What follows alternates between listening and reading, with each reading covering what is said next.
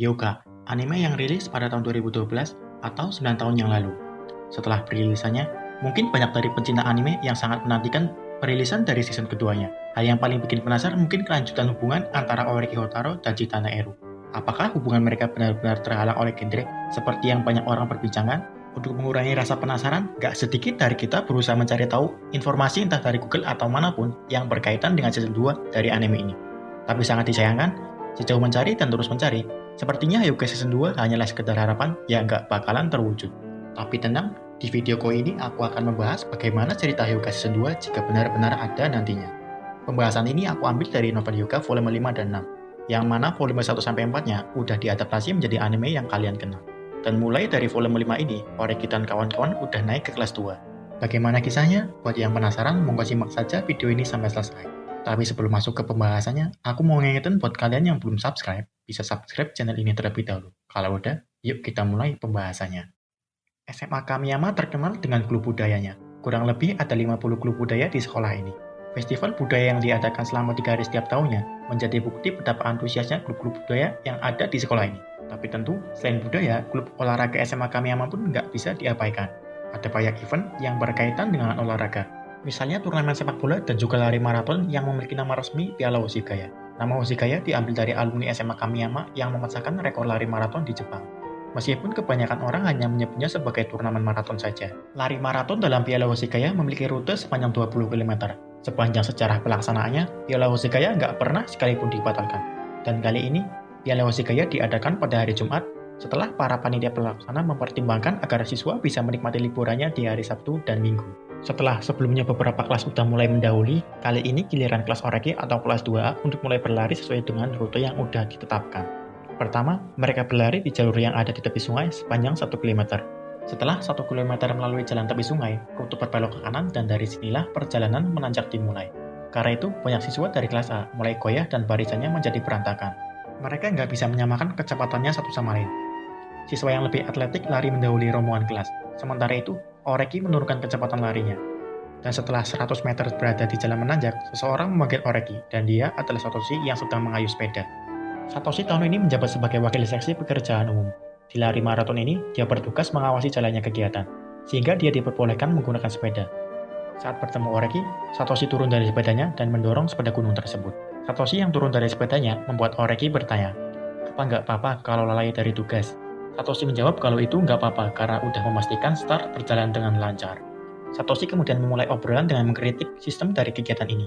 Meskipun boleh menggunakan sepeda, Satoshi pikir ini percuma kalau nggak boleh menggunakan ponsel. Soalnya kalau benar ada yang terluka, sangat sulit untuk berkomunikasi tanpa adanya ponsel. Setelah mengkritisi organisasi yang dia ikuti, Satoshi kemudian bertanya sesuatu kepada Oreki tentang kejadian kemarin. Oreki menjawab kalau dia masih belum memiliki gambaran apapun mengenai kejadian kemarin.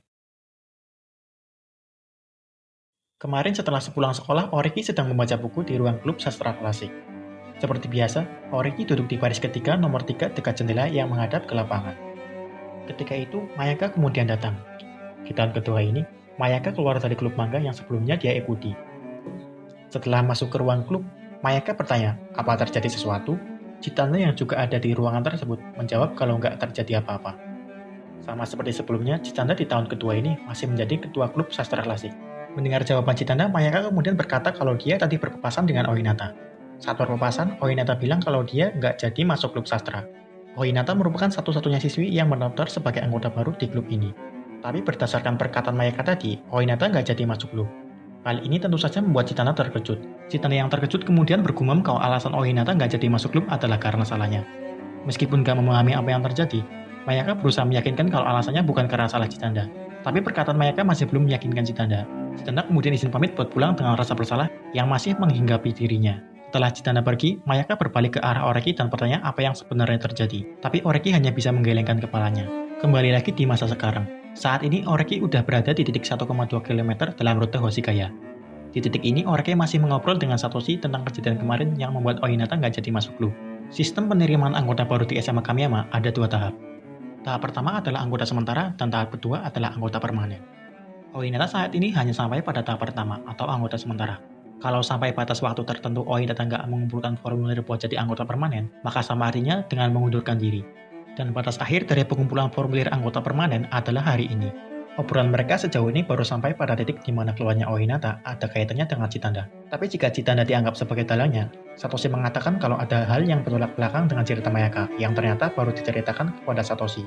Oareki kemudian meminta Satoshi mengatakan apa cerita Mayaka tersebut. Ternyata selain bilang gak akan masuk klub, Ohinata juga bilang kalau Chitanda orang yang seperti Buddha. Dua kalimat Ohinata tersebut jika diartikan menjadi aku gak akan masuk klub, tapi bukan salah Chitanda. Mengetahui fakta itu, Oareki bergumam kalau ini bukan masalah yang sederhana. Sebaliknya, Satoshi malah menganggap kalau ini masalah sederhana. Bagi Satoshi, hal ini sebatas orang yang berubah pikiran setelah masuk klub sementara. Satoshi lanjut berbicara kalau Ohinata mau keluar, harusnya mereka nggak perlu ngelakuin apapun. Karena kalau orang yang bersangkutan udah memutuskan, berarti orang lain udah nggak punya hak buat mengurusinya. Awalnya Oareki juga berpikir demikian saat pertama kali mendengar dari Mayaka. Tapi ada alasan kenapa Oareki berubah pikiran. Alasan itu nggak bisa diceritakan kepada Satoshi saat ini, karena tengah berada dalam kegiatan maraton. Mendengar perkataan Oareki sebelumnya, Satoshi kemudian menduga kalau Oareki berusaha mencari tahu alasan kenapa Ohinata keluar. Tapi Oareki menjawab kalau dia hanya berusaha mengingat-ingat saja. Karena dengan hanya mengingat-ingat, nggak bakalan mengurangi terlalu banyak energi dan usaha. Mendengar jawaban Oareki, Satoshi terdiam sejenak untuk berpikir. Satoshi kemudian berkata, kalau Oareki berusaha mengingat-ingat kejadian yang lalu, berarti masalah Ohinata nggak hanya terpaku pada kejadian kemarin. Oareki mengakui kalau pengamatan Satoshi kali ini cukup tajam. Karena berbagai alasan, Oareki menyimpulkan kalau penyebabnya bukan hanya kejadian kemarin. Dengan kata lain, Ohinata memiliki sesuatu yang dipendam sejak menjadi anggota sementara klub. Dan kemarinlah, batas dari kemampuan Ohinata untuk memendamnya. Meski saat ini Oareki masih belum tahu hal apa yang disembunyikan oleh Ohinata. Untuk mengetahui hal tersebut, gak cukup mengumpulkan informasi hanya dengan mengingat-ingat saja. Melainkan, Oareki juga harus mendengar cerita dari Mayaka, Chitanda, dan juga bertemu secara langsung dengan Ohinata. Untuk bertemu dan bertanya langsung kepada mereka hanya ada satu cara, yaitu Oareki harus melambatkan larinya. Kalau Oareki berlari pelan, lambat laun Mayaka akan menyusul. Jika berlari lebih pelan lagi, Chitanda dan Ohinata juga bakalan bisa menyusul. Satoshi yang udah mengetahui rencana Oareki, kemudian pamit pergi meninggalkan Oareki dengan menaiki sepedanya. Sebelum pergi, Satoshi mengatakan kalau Oareki nggak perlu terlalu serius mengenai masalah Ohinata, karena ini bukan tanggung jawabnya. Meski bilang akan bertanya kepada Mayaka dan Chitanda, di benaknya Oareki berpikir kalau masih ada kendala karena saat ini sedang ada di dalam lari maraton. Mungkin Oareki hanya punya satu atau dua pertanyaan yang bisa ditanyakan. Jadi, Oareki harus menentukan pertanyaan yang tepat, dan untuk menghasilkan pertanyaan yang tepat, Oareki harus memahaminya. Dan hal pertama yang perlu dipahami adalah Ohinata itu sendiri. Di titik 1,4 km, Oareki sedang menghitung-hitung dan memperkirakan berapa lama lagi dia bakalan disusul Mayaka. Sebelum benar-benar tersusul, Oareki berusaha mengingat-ingat momen yang terjadi 42 hari yang lalu. Lebih tepatnya pada Festival Shinkan atau Pekan Perekrutan Anggota Baru. Pada festival Shinkan tersebut, seluruh klub di SMA Kamiyama sedang sibuk-sibuknya menyambut pekan perekrutan tersebut. Hal itu tentu saja agar ada anggota baru yang masuk klub mereka tahun ini. Isi dari pekan perekrutan tersebut, pertama adalah penyampaian selayang pandang tentang klub mereka kepada murid baru. Penyampaian selayang pandang diadakan di gedung olahraga. Masing-masing klub hanya diberi waktu selama 5 menit untuk menyampaikan selayang pandang tentang klubnya. Lalu di hari Kamis, hari yang dijadwalkan buat klub sastra klasik menyampaikan selayang pandang. Setelah melakukan diskusi sehari sebelumnya, diputuskan kalau Satoshi akan mewakili klub sastra klasik buat menyampaikan selayang pandang. Saat Satoshi maju, banyak murid baru tertawa dengan lelucon yang dibawakan oleh Satoshi. Tapi sayang, sepanjang 5 menit waktu yang diberikan, Satoshi nggak menyinggung sama sekali mengenai klub sastra klasik, kecuali hanya pada saat memperkenalkan diri. Keesokan harinya, setelah bel pulang berbunyi, semua siswa kelas 2 dan 3 tampak antusias bergerak menuju ke arah tujuan yang sama, yaitu halaman sekolah. Hari ini adalah hari terakhir pekan perekrutan Shinkan. Agendanya adalah pendaftaran klub di meja yang udah disiapkan sebelumnya. Halaman yang sebelumnya hanya ada stand meja kosong, kini udah dipenuhi poster serta atribut ciri khas masing-masing klub. Sebagian besar klub mendapat stand berupa meja panjang dan beberapa mendapat meja besar. Meja mana yang didapat oleh klub sudah ditentukan sebelumnya oleh seksi pekerjaan umum, berdasarkan anggota dan popularitas dari klub tersebut. Klub sastra klasik yang nggak begitu populer, sesuai dugaan Oareki berada di pojok dengan meja panjang nomor 17. Saat Oareki sampai, ternyata udah ada Chitanda yang sedang duduk di meja tersebut. Di meja tersebut ada kaligrafi yang elegan bertuliskan Klub Sastra Klasik. Sadar dengan ekspresi dari Oareki, Chitanda berkata dengan gugup kalau kaligrafi itu adalah buatannya. Di hari terakhir festival Shinkan ini, Satoshi nggak bisa datang karena dia adalah wakil seksi pekerjaan umum. Sedangkan Mayaka memiliki masalah dengan klub manga. Bagi Mayaka, melihat anggota dari klub manga saja bakalan menyakitkan dirinya. Jadi kali ini hanya Oareki dan Chitanda saja yang hadir. Mengenai nggak hadirnya Satoshi dan Mayaka, Oareki bersyukur karena meja yang dia pikir besar ternyata sangat sempit, walau hanya ada 2 orang. Di benaknya, Oreki berpikir mungkin bakalan lebih luas jika Chitanda sedikit peka dan menggeser sedikit kursinya. Tapi sepertinya Chitanda nggak keberatan meski bahunya saling bersentuhan dengan Oreki. 5 menit berselang dan nggak ada seorang siswa kelas 1 pun yang mendatangi meja klub sastra klasik. Oreki yang merasa bosan mencoba buat membaca buku, tapi nggak dibeliin oleh Chitanda. Dan dengan senyumnya, Chitanda meminta Oreki untuk tetap disiplin. Sambil mengamati orang-orang yang berlalu, Oreki berkata kalau ada tempat yang terkutuk. Misalnya, ada sebuah toko yang bangkrut karena didirikan di tempat tertentu. Dan kalau ada toko baru yang didirikan di tempat tersebut, nantinya bakalan mengalami nasib yang sama dengan toko-toko sebelumnya. Tertarik dengan perkataan Oreki, Chitanda mengangguk. Lalu melalui matanya, Chitanda memberi tanda kepada Oreki untuk melanjutkan perkataannya. Oreki refleks memalingkan wajahnya dan menghindari tatapan Chitanda. Dan dia kemudian berkata kalau meja ini menurut Oreki sama terkutupnya. Murid kelas 1 yang sepulang sekolah penasaran dan mencoba untuk melihat, secara alami akan lewat di depan mereka. Namun, entah kenapa para murid kelas 1 nggak ada yang melambatkan langkah mereka, apalagi berhenti. Melirik kaligrafi yang dibuat Chitanda pun nggak. Seolah nggak mau larut dengan perkataan Oreki tentang tempat terkutuk, Chitanda memperhatikan rombongan yang melewati mereka, dan berkata kalau masalah utamanya adalah karena nggak menyapa yang lewat. Tapi di sisi lain, Chitanda juga mengatakan kalau ada klub camilan yang populer berada nggak jauh dari meja mereka. Hal itu mungkin kurang menguntungkan buat klub sastra klasik. Di meja klub camilan ada spanduk bertuliskan Tea Time, serta ada banyak benda yang berada di atas meja klub tersebut, mulai dari 2 botol termos, kompor, teko, tak lupa pulpen dan kertas formulir pendaftaran. Dan yang paling mencolok adalah keberadaan lampu berbentuk Halloween, meskipun hari ini bukanlah Halloween. Mereka juga menyiapkan cookies yang cukup banyak dan membagikannya. Mungkin itu daya tarik yang dimiliki oleh klub camilan, sehingga membuat klub sastra klasik terabaikan. Jangan-jangan kau mau cookies? Tanya Oreki kepada Chitanda setelah melihat Chitanda yang ada di sampingnya tampak aneh. Oreki memperhatikan kalau Chitanda menatap klub camilan tanpa berkedip. Chitanda nggak mengelak kalau dia ingin makan cookies. Tapi ternyata ada hal lain yang membuat Chitanda merasa aneh dari klub camilan. Terbawa oleh Chitanda, Oreki memperhatikan klub camilan. Dan kemudian Oreki menyetujui kalau memang ada 1 atau 2 keanehan dari klub camilan. Chitanda yang pertama kali bilang ada yang aneh dari klub camilan, tapi dia sendiri malah nggak tahu apa keanehan itu. Oreki yang kesel mencoba untuk menebak apa yang aneh itu, tapi Chitanda meminta Oreki untuk nggak mengatakannya dulu, dan meminta waktu untuk berpikir. Dan setelah berpikir, Chitanda mengatakan kalau yang aneh dari klub camilan ada pada labunya. Chitanda mencoba mencari tahu labu tersebut dengan pengetahuannya sebagai anak dari petani sukses. Tapi ujung-ujungnya Chitanda nggak tahu kenapa labu tersebut membuatnya merasa aneh. Kepada Oreki, Chitanda kemudian berkata, biasanya kalau Chitanda lagi penasaran begini, Oreki selalu menganggapnya sebagai hal yang merepotkan. Tapi kali ini, mungkin akan sedikit menghilangkan rasa bosannya. Oreki kemudian menebak kalau yang membuat Chitanda penasaran sebenarnya bukan dari labu, tapi mejanya. Karena ukuran meja setiap klub berbeda-beda, dan ukuran klub camilan lebih besar dari klub sastra. Tebakan dari Oreki masih belum merubah ekspresi wajah Chitanda. Chitanda merasa kalau bukan itu masalah yang membuat dirinya penasaran. Chitanda kemudian bertanya pertanyaan yang lain, yaitu kenapa klub camilan meletakkan labu? Oreki menjawab kalau mereka meletakkan labu itu sebagai hiasan, dan gak ada alasan yang lainnya. Chitanda lanjut bertanya, seandainya nggak ada labu, kira-kira akan jadi seperti apa? Oreki menjawab kalau itu bakalan membuat meja terasa lebih luas. Jawaban Oreki semakin membuat Chitanda semakin penasaran. Chitanda kemudian bertanya, kenapa mereka mendapat meja besar? Maksud tersembunyi dari pertanyaan Chitanda adalah klub camilan akan tetap baik-baik saja meski mereka mendapat meja dengan ukuran yang sama dengan klub sastra klasik. Oreki menjawab kalau ada beberapa kemungkinan. Kemungkinan pertama adalah meja dengan ukuran besar, jumlahnya ada banyak, dan masih tersisa meskipun udah dibagikan ke klub yang butuh meja besar. Jadi klub camilan termasuk yang beruntung mendapat meja besar sisa itu. Jawaban Oreki nggak memuaskan Chitanda karena pada kenyataannya ada klub fotografi dan klub bunga yang kerepotan karena hanya mendapat meja yang panjang. Harusnya 2 klub tersebutlah yang lebih pantas mendapat meja yang besar, karena ada banyak hasil karya yang dipertontonkan. Setelah kemungkinan pertama disanggah oleh Chitanda, Oreki kemudian mengatakan kemungkinan yang kedua, yaitu klub camilan memiliki koneksi dengan seksi pekerjaan umum, dan menyuap entah bagaimana caranya agar dapat meja besar. Tapi kemungkinan kedua ditarik kembali oleh Oreki sendiri, dan mengatakan kemungkinan yang ketiga, yaitu klub camilan mengajukan izin untuk menggunakan alat khusus, karena ada beberapa alat yang perlu izin terlebih dahulu sebelum digunakan. Dan alat itu adalah kompor. Untuk mendapatkan jaminan keamanan dari penggunaan kompor, mereka dapat meja yang besar. Dan kalau cuma ada kompor, mungkin meja bakalan terlihat luas. Untuk itu, mereka menempatkan lampu di atasnya sebagai hiasan. Kemungkinan ketiga ini merupakan kemungkinan yang paling kuat menurut Oreki, sehingga dia pikir Chitanda bakalan paham. Tapi ternyata nggak seperti yang Oreki pikirkan. Chitanda kemudian memperhatikan kembali meja klub camilan dan berkata kalau kompornya nggak menyala dan nggak digunakan. Oreki menjawab meskipun sekarang nggak dipakai, tapi kemungkinan nantinya bakalan dipakai. Di dalam hatinya, Oreki berkata kalau teh mereka yang saat ini terus dibagikan, pasti bakalan habis. Saat itu, tentunya mereka bakalan menggunakan kompor tersebut buat merebus air.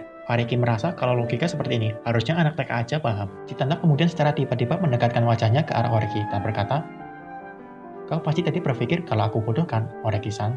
Perkataan Citanda seolah mendengar suara hati Oreki yang bilang kalau anak TK aja harusnya paham. Menarik kembali tubuhnya, Citanda berkata sambil merajuk kalau dia nggak berbicara tanpa berpikir apapun. Citanda tahu logika itu, tapi dia menyadari sesuatu yang nggak Oreki sadari, yaitu kalau klub pemasak nggak punya daun teh. Buat apa masak air untuk menyeduh teh kalau nggak ada daun tehnya? Oreki nggak merasa kesal karena kalah dari pengamatan Citanda. Oreki malah mencoba menyangkal dan berkata kalau daun tehnya mungkin udah ada di termos. Jadi setelah memasak air, airnya langsung dimasukkan ke termos tersebut. Atau daun tehnya udah dimasukkan ke dalam teko.